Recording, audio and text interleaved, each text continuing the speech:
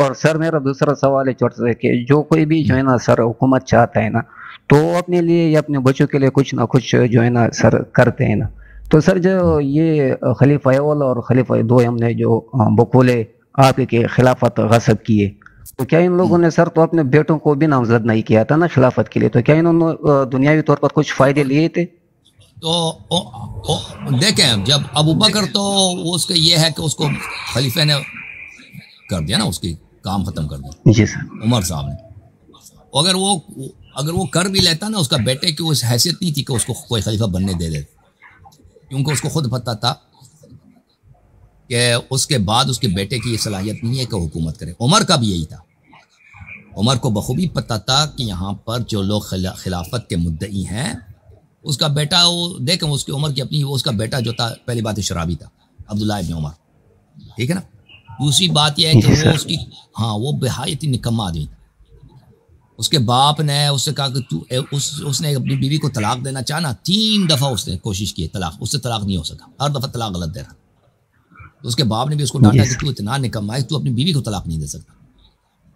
تو بعض لوگ ایسے ہوتے ہیں نا، یہ عمر جو کافی تیز آدمی تھا، سیاسی آدمی تھا، اس کو پتہ تھا کہ اس کا بیٹا کچھ نہیں کر سکا، یہ خلافت کی مال نہیں ہے، بادشاہت کی مال نہیں ہے، اس کو پتہ تھا.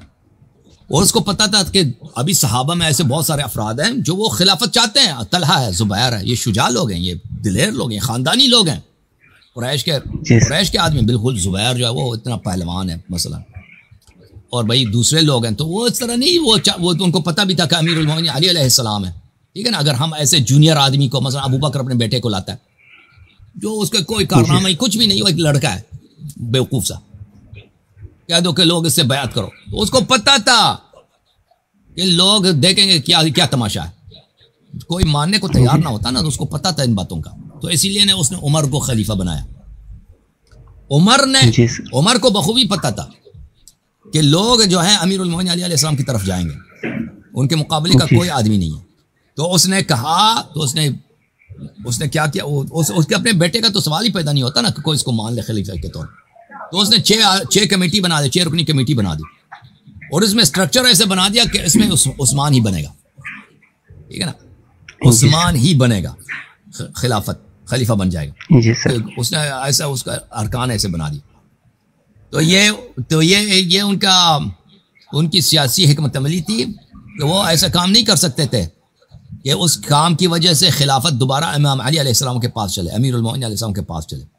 ان کے لیے سیاسی خودکشی ہوتا اگر ابو بکر اپنے بیٹے کو بناتا یا عمر اپنے بیٹے کو بناتا. ان کو پتا تھا کہ یہ حکومت ان کو نہیں مل سکتی، کیونکہ یہاں پہ بہت سارے پہلوان موجود ہیں جو اس بات کو نہیں مانیں گے کہ ایک بچے کو حکومت ملے، اور یہاں پہ بہت سارے جو کارنامے والے آدمی ان کو نہ ملے. تو سب سے اگر اس طرح کی بات آتی تو لوگ امام علی علیہ السلام کے پاس جاتے ہیں، ان سے بیعت کرتے ہیں. تو اس کو روکنا بڑا ضروری تھا ان لوگوں کے لیے. تو اس لیے ان لوگوں نے ایسا حکمت عملی بنایا.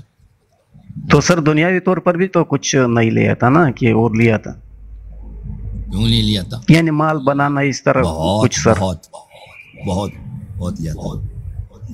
اوکے سر، بس میرے عمر نے بہت پیسے اٹھائے تھے. عثمان کی تو قتل اسی ہوئے نا، عثمان کا قتل اسی لیے ہوا کہ اس نے پیسے بہت چوری کیے. عثمان کو کس لیے قتل کیا تھا؟ ہیرا پیری کی وجہ سے. عمر کا جہاں تک تعلق ہے تو اس میرا تقریر آپ دیکھ لیں کہ عمر نے کتنا امیر بن چکا تھا مرنے سے پہلے. جہاں تک ابو بکر کا تعلق ہے، اس کے زمانے میں ثروت اتنا زیادہ نہیں تھا، فتوحات اتنے وسیع نہیں تھے، لیکن اس کے باوجود اس کے پاس پیسے کافی سارے آئے تھے. لیکن وہ اس کی حکومت ہی 1.5 سال کی تھی نا، 1.5 سال کی تھی. Thank you sir. جوم جاؤ، پرواز کرو، کیوں فخر سے سر اٹھا، کیونکہ اللہ تعالیٰ نے تمہیں انتخاب کیا. صراط حق پر صرف تم ہو، صراط ایمان پر صرف کیا، کیونکہ اللہ تعالیٰ نے تمہیں انتخاب کیا. صراط حق پر صرف تم ہو، صراط ایمان پر صرف